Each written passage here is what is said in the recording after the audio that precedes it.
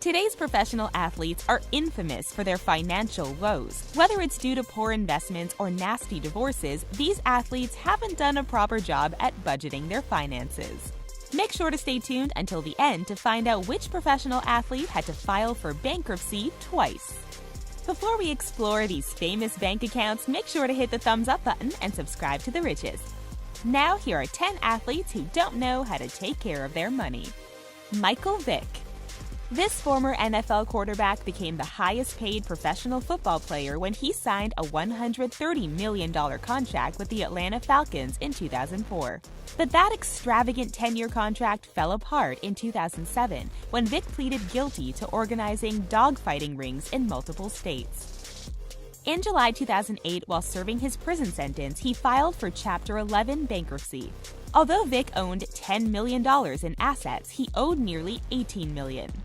After being released from jail in 2009, he was reinstated by the NFL commissioner and signed a contract with the Philadelphia Eagles. By 2011, he was again one of the highest-paid players in the NFL. After retiring from football, Vick went on to become a sports analyst for Fox Sports. In 2017, he made his final $1.5 million payment for his bankruptcy debts. Allen Iverson. Hailed as one of the greatest pro basketball players of all time, Allen Iverson made headlines when it was revealed that he was going broke. While Iverson never officially filed for bankruptcy, the dicey details were uncovered during his 2012 divorce from wife Tawana. Despite earning $154 million over his 15-season career, it seems that his lavish lifestyle surpassed his hefty income. The court documents show that Iverson was spending $360,000 a month despite only making $750,000 in an entire year. What was he spending all that money on? Well, he was making monthly payments on an $860,000 debt to a jeweler. This was in addition to monthly payments of $10,000 on clothing, $10,000 on groceries, $5,000 on entertainment, and $1,000 for dry cleaning alone. And if that doesn't sound bad, his $4.5 million Atlanta mansion was also foreclosed upon. Diego Maradona. Both despised and adored, Diego Maradona has always been a controversial figure both on and off the soccer field. Dubbed the Hand of God after he famously scored a winning goal by punching the ball into the net, few were surprised when his assets were frozen in 2013. Maradona's career was filled with highs and lows. While playing for the Italian club Napoli, Maradona led his native Argentina's national soccer team to its second FIFA World Cup victory in 1986. But his Napoli career ended in 1991 when he tested positive for using drugs. And in 1994, he was sent home from the World Cup after his drug test came back positive for ephedrine. Years of heavy drug and alcohol abuse led him to have a heart attack in 2004. Alongside his expensive addictions, Maradona wasn't paying his taxes either. This outlaw soccer player's accounts were frozen by Italian authorities after they found that he owed them $53 million in back taxes. Terrell Owens. Throughout the course of his 15-season career, Owens became one of the highest-scoring wide receivers in NFL history. Earning over $80 million, T.O. played for 5 different teams. Unfortunately, he was slapped with nearly $150,000 in fines for his end zone antics. But these fines aren't what broke his bank. He claims that fiscal irresponsibility is what lost him his fortune, and he's come up with his own tips on how NFL players can keep their hard-earned funds. 1. Don't live beyond your means and buy stuff to be cool. Number 2. Don't always trust financial advisors. Number 3, if you don't understand everything about a financial deal, ask questions. And number 4, be smart about impulse purchases. Lenny Dykstra. Playing for both the New York Mets and the Philadelphia Phillies, Dykstra was known for his tough personality both on the diamond and off. Sadly, a drunk driving incident and a series of other injuries forced him to retire in 1996. But this was just the beginning of Dykstra's career as a business investor. He started a company called The Players Club, which printed magazines that offered financial advice for wealthy professional athletes. But due to such a narrow market, Dykstra's hot temper, and unpaid employees, the venture soon folded. Dykstra then took his money and created an investment portfolio. By 2008, his net worth was valued at $58 million. But 1 year later, Dykstra filed for Chapter 11 bankruptcy.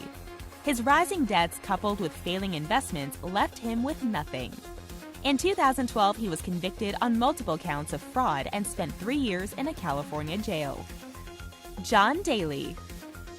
This natural talent managed to win his first major tournament on his first attempt in 1991, and he would go on to make history as the first PGA Tour player to average more than 300 yards per drive.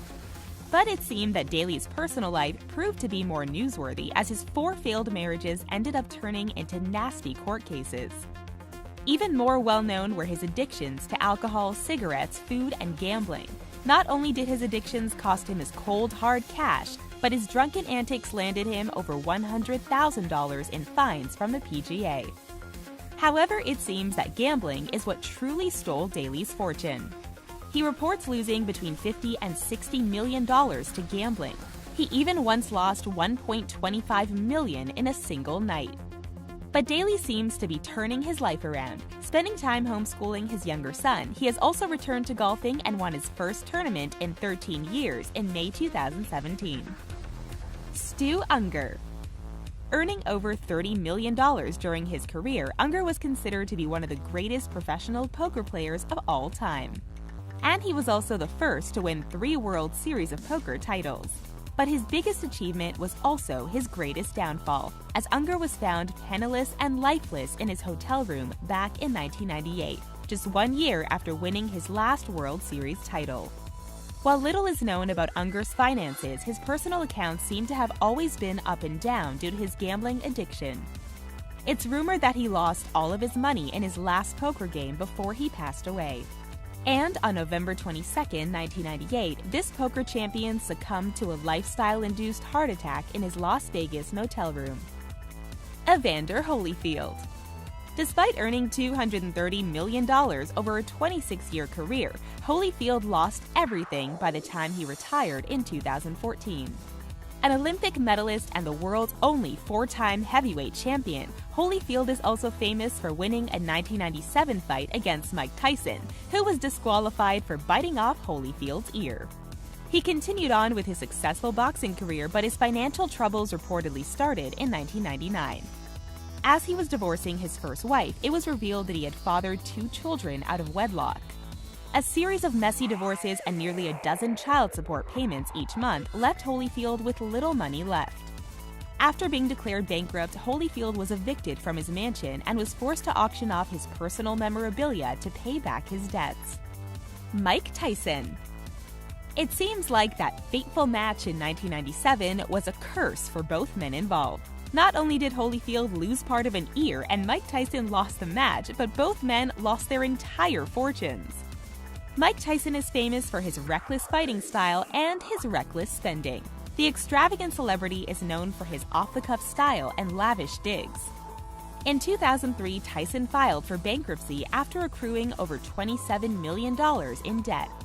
Among his debts were lavish jewelry stores, a music producer, personal trainers, lawyers, financial advisors, child support payments, and the IRS.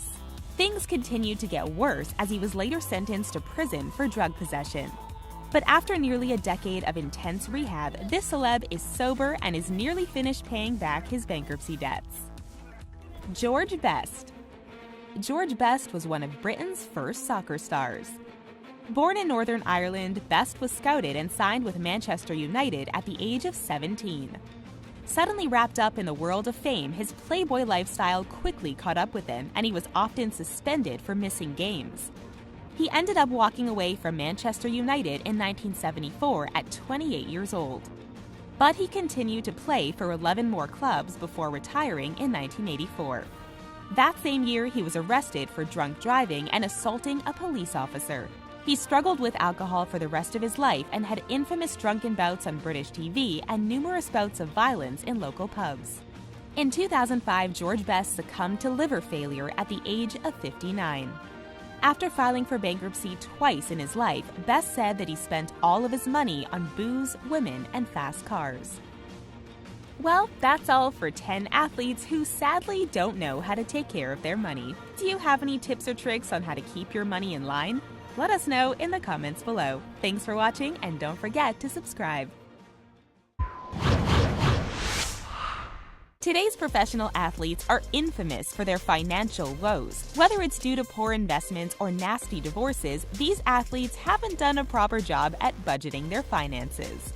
Make sure to stay tuned until the end to find out which professional athlete had to file for bankruptcy twice. Before we explore these famous bank accounts, make sure to hit the thumbs up button and subscribe to The Riches. Now, here are 10 athletes who don't know how to take care of their money. Michael Vick.